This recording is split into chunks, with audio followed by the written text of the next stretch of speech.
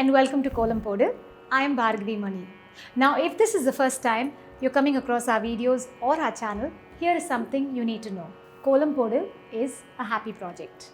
It aims at reviving and demystifying this wonderful South Indian traditional art form, which is more than just floor art. I keep being asked questions about columns all the time, so I thought, why not create a series which addresses all these questions and throws some clarity. To draw columns, you can either use the dry Kolam Maavu or the wet Kolam Maavu.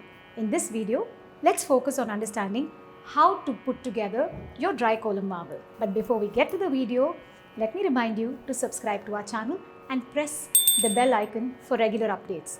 We are building a lot of content which is going to be nuggets of information for you to enjoy your kolam journey a lot better.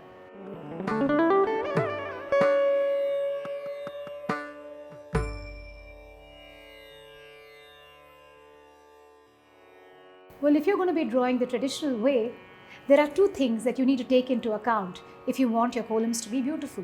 First is the consistency and quality of your Kolam Maavu or the kolam flower. Second is your technique or the Ezhais. Now this video is about how do we mix the dry Kolam Maavu, and all you need is exactly two ingredients to get this perfectly right. The commercially sold kolam powder or Kolam Maavu and rice flour. Now, what is there in your commercially sold Kolam Maavu? It's basically stone powder. So it's a leftover of all the stones that are ground. They add some white powder, which typically is calcium powder, to it for you to be able to get this consistency. And this is priced so low, it's almost at 20 to 30 rupees a packet, Indian rupees. So you can imagine cost cutting is a very important aspect of what goes into the making of this kolam powder. Why do you add rice flour to it? Rice flour is rich, it's white in color, and by adding to it, your kolam quality in terms of Kolam Maavu's color quality improves. Now there is an aesthetic aspect as well as a belief aspect to it. The aesthetic aspect is what I just discussed. Now the belief aspect, well, those who are familiar with the South Indian or the Hindu belief system know that rice flour is used to draw these patterns because these become fodder for smaller beings, especially ants. Now the thing about using this store-bought or commercially bought rice flour is it's extremely soft. So when you're trying to draw your lines or your Ezhais with them, they don't flow particularly well.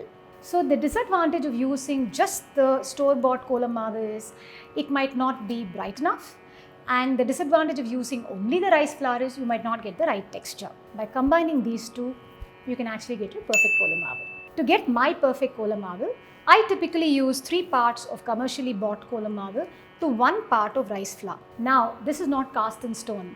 You need to take into account, depending on whichever part of the world that you are in, you might still be going and sourcing some white sand or stone powder to be able to mix it with rice flour. So you need to keep drawing your Ezhais to understand if the consistency is right enough for you, but this is just the yardstick. So what I'm going to do is mix 3 parts of our commercial Kolam Maavu powder and 1 part of this rice flour and see the magic unfold.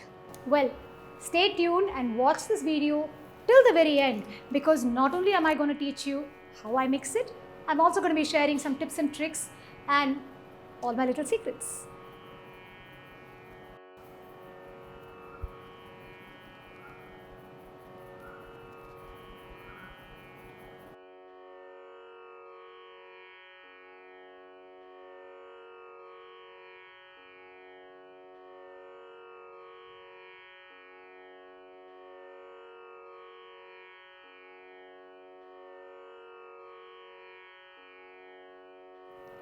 So why do we sieve them?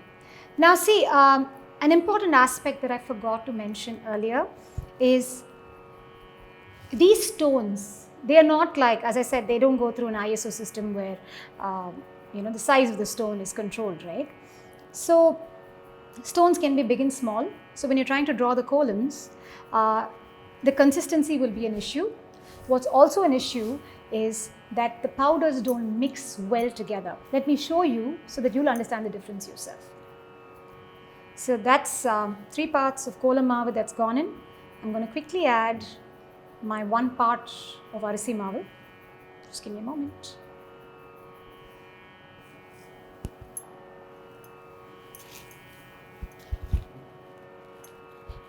Now one might ask, why do you have to sieve even your rice flour? I'll tell you why. Because sometimes it could be old stock and you could have worms in it. So I just try to be a little careful. I tend to be very careful as a person when it comes to these things because I just like my columns and my Ezhais to be perfect. So now that I've done this, I will mix what I have sieved and sieve them just once together so that the ingredients mix well.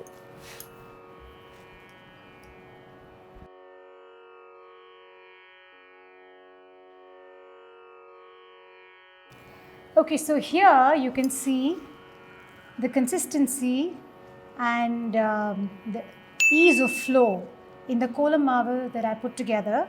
I don't know if you can observe that it's quite, it's not too highly textured, just about enough for us to be able to draw our Ezhais beautifully.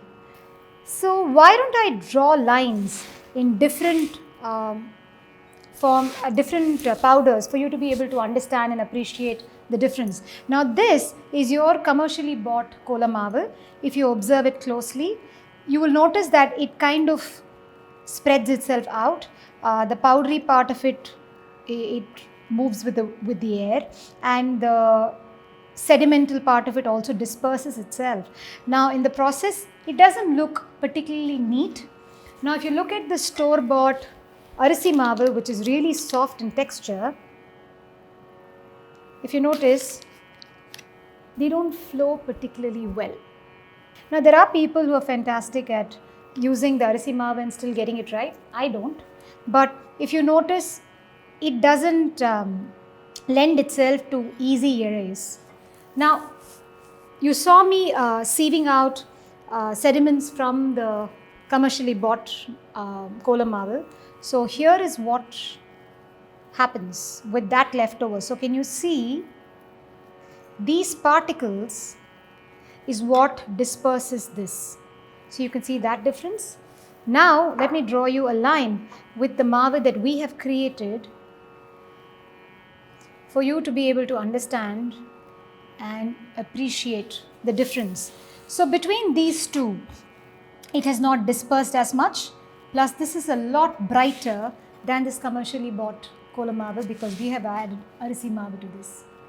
This is our perfect solution. So did you find this entire process interesting? Now the important thing to note is, see, Kolam Maavu is also very, very personal. Some people like a highly textured Kolam Maavu, some people like it softer. I just happen to like this consistency which I've shared with you. And like I said earlier, commercially bought Kolam Maavus, they don't conform to any standards. So you'll have to keep trying out with each batch before you can prepare your Kolam Maavu for yourself.